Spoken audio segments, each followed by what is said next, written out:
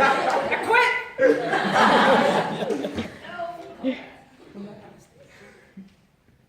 Everybody listen up! This poem is going to be the most moving, personal, poignant, cathartic tour de force of a piece that I have ever read. I am about to assume the voice of my generation. So sit down, stay still, don't make a sound, because it is about to go.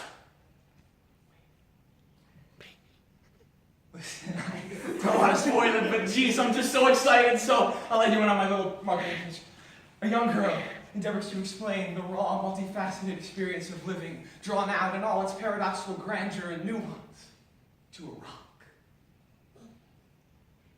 There's more genius where that came from, if you want to hear it. That isn't a few hundred notes on my phone. I have this one idea for a poem about underemployed fast food workers made entirely out of SpongeBob quotes. I'd have to marathon 3 seasons to find the right lines, but I'll get to it eventually. I mean, how hard could it? Wait, here's one now. Mr. Krabs, I have an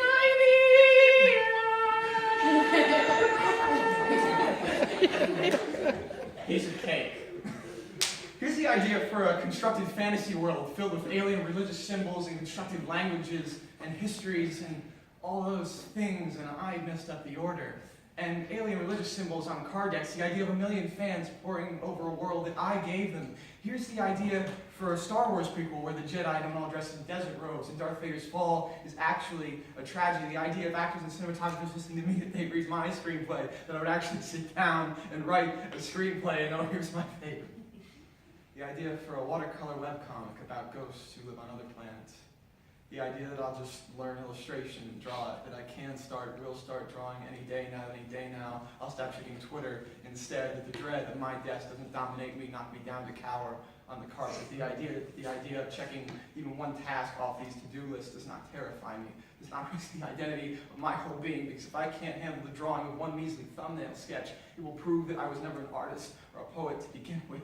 Prove that after all this time, I'm still just some pretentious kid. So I plead the fifth. Plead that my ideas can just be good enough for you people. Is it so much to ask that the mere image of that girl and that rock moves you the way it moves me? Must I prove to you that references to SpongeBob are inherently funny? I can text you a link to my game design notes. They are all in the cloud. They are all perfect up there in the cloud. But God knows what effort it could take to rain them down. What dirty sludge or sleet or hail they may become. For years I have been stretching roots into mud, afraid to topple if I grow too tall towards the sun.